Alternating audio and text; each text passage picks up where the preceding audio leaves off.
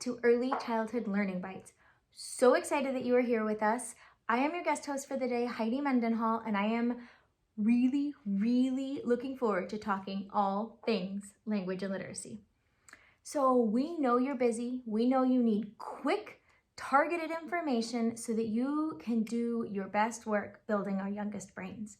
If you are building 4-year-old brains, 5-year-old brains, even 3 or 6-year-old brains, this is for you.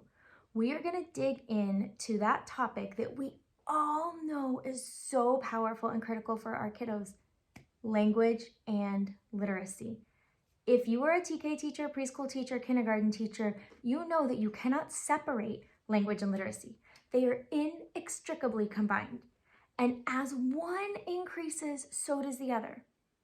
But you also know that the curriculums and strategies, those voices that we hear in our heads, families when they're asking questions, we overemphasize the literacy piece. We overemphasize the reading piece. And what we have come to learn is that language piece is actually more responsible for increasing our literacy successes and our reading successes than simply the reading piece. So I'm going to spend this first episode sharing 3 pieces of information with you. These 3 pieces of information are going to give us the foundation for which to dive deeper. These 3 things are what we know to be true about how to predict our language and literacy success, and they're things that we can stand in as the brain builders of these 3, 4, and 5-year-olds when we really are focused on those big bang for your buck strategies, the ones that are the easy button that we know we can go to time and time again. Number 1, the biggest, most significant predictor of long-term reading success, like that ongoing success in 3rd, 4th, 5th grade and beyond, phonological awareness. What is phonological awareness? Phonological awareness is playing with sounds. It's when we are singing a song and we rhyme. It is when we learn how to repeat the first sound, like ba, ba, ba, ba, baby. It is when we put sounds together, like cake pop, cake pop. It's when we pull sounds apart, like when we say k, at, k, at. And it's when we are able to identify and isolate all the individual sounds of a really long word, right? Phonological awareness is playing with sound. Language, literacy, both, but it's steeped in language, right? The very beginning phase is playing and babbling with language and kind of figuring out what it sounds like when you say it like p, p. What does it sound like when you say ba, ba, p, ba, p, p, p, ba, right? And just getting those differences in the sound. What does this mean? It means if you want to lean into your go-to tried and true strategy for phonological awareness, you rhyme. You find those great books that have really repetitive rhymes. You use your songs that have repetitive refrains that rhyme. You ask families what songs they sing at home or poems that they say at home over and over and over again that have rhymes. Think about your day and your transitions and you think, how can I work rhymes into my transitions? I know. How about all the names of the groups that you're transitioning have a rhyming name, like trapezoid, bapazoid, or rhombus, bombus, right? You think of those quick and easy ways that you can weave rhyming in throughout your day. Now, rhyming is not all of phonological awareness, and when we come back together for episode 2 on language and literacy, we will dissect phonological awareness more.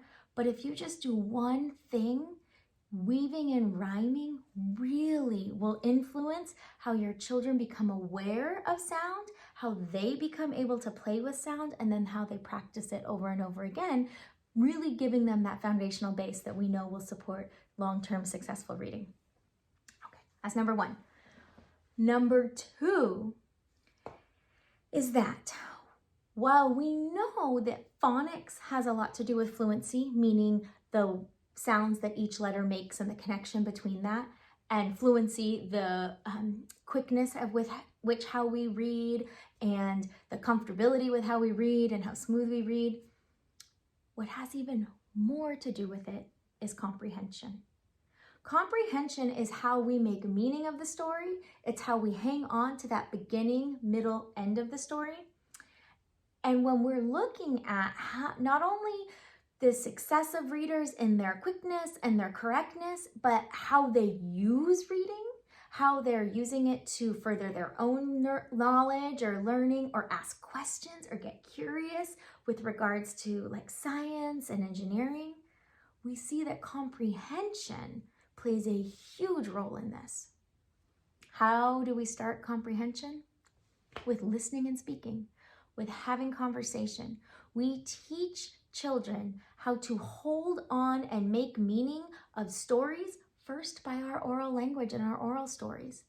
Then we introduce books, and they hear over and over and over again the same story, and they start to understand there's a beginning, middle, end. They start to understand they might be able to change that story a little bit. Then they're able to rerun that story themselves or retell that story themselves, right? And we give them tools to do this, like with flannel boards or puppets, right? We give them space to share their own story, to tell us and make meaning of their own life story, right? All of these comprehension skills, all of these comprehension strategies steeped in oral language development, right? So critical that we connect it to the words on the page and allow children to have opportunities to hear that story over and over and over again, to turn the pages of the book, to choose their favorite story that they want to hear, and then say, you want to hear it again? But as important is that we give children the space to retell the story, to make it their own, to make meaning of it for themselves.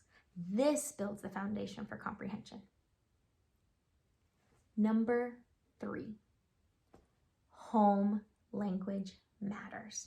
So home language is the language that children are born into, the language that's spoken in their home. And some children are learning more than one language. Some children are learning 2 languages. Some children are learning 3 languages. What is so very important for us to understand and take hold of is the language that children first learn, their home language. It helps every other language that they learn develop skills, right? It's like a rising tide raises all ships. So as that first language is spoken, and then they are starting to learn a second language, oftentimes that second language might be English, right? If they're learning English maybe in your program, but they speak another language at home, maybe Russian, maybe Punjabi, maybe Spanish.